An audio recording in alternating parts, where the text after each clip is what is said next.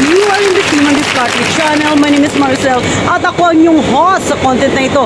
Pupunta tayo ngayon mga kaibigan ko sa kung saan isa sa mga restaurant na kilala dito sa Sydney, Australia, kung saan lahat at halos ng mga marino ay pinipilahan at pinupuntahan ito. Ano nga ba ang pangalan ng restaurant na ito? Halika, samahan nyo ako, magbe-breakfast tayo.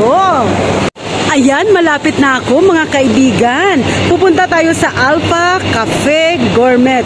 Matatagpuan pala siya mga kaibigan, no, sa 38-40 Pitt Street, Sydney 2000. Okay, yan ang kanilang address. Ang pangalan ng restaurant is Alpha Cafe Gourmet. Katabi pala siya mga kaibigan ng Marriott Hotel. Okay?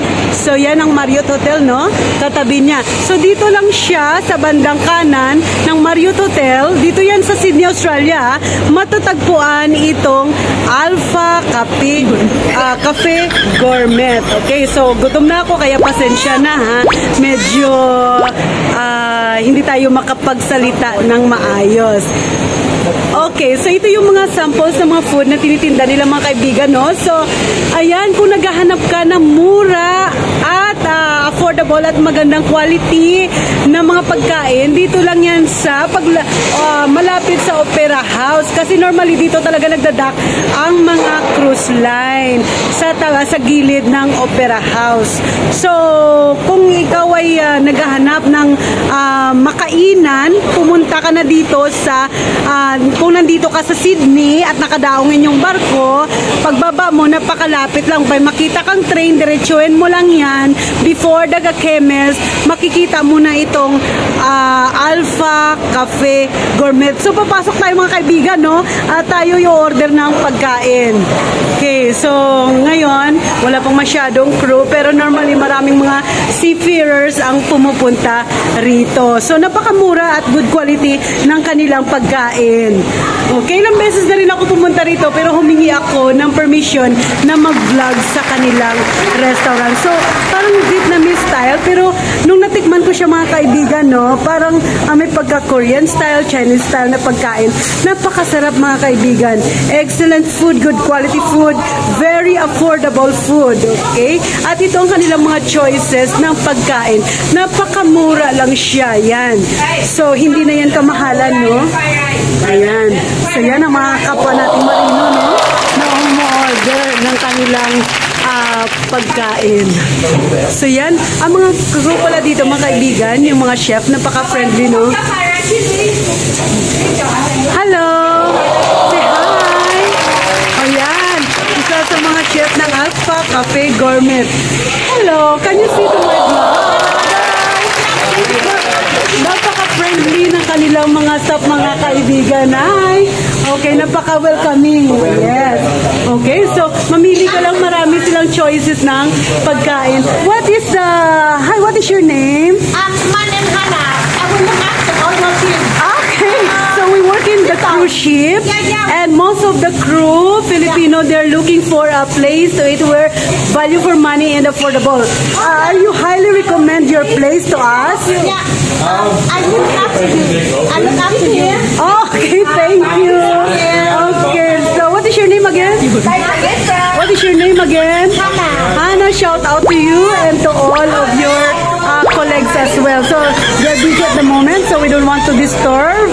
Okay, but thank you for all the stuff, for giving me the opportunity to vlog their place. So, ayan, pag naghahanap kayo ng mura at gusto nyo magtambay, kumain, breakfast, lunch, okay, so pumunta lang kayo dito sa 38-40 Pitt Street, Sydney.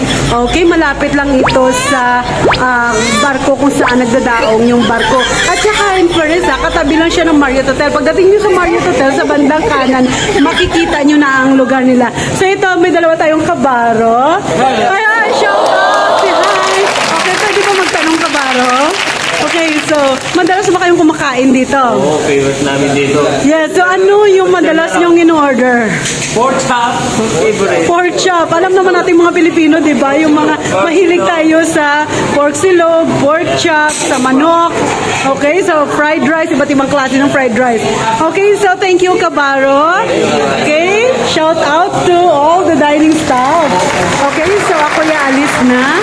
At bago ako ipapakita ko rin sa inyo kung ano ang aking in-order. Okay, thank you very much, guys. So don't forget to patronize or come here and visit to Alpha Cafe Gourmet, which is malapit lang siya sa at katabi lang siya ng Marriott Hotel. Okay, so thank you very much. So ito normally dito nagdadaong yung mga cruise line. So katabi lang siya ng Opera House, no? So paglabas mo, malapit lang, walking distance lang siya. Mga siguro mga 10 to 15 minutes ang lalakarin mo from the cruise line para matagpuan mo yung Gourmet yung Alpha Cafe Gourmet. Okay, so napakalapit lang siya, guys.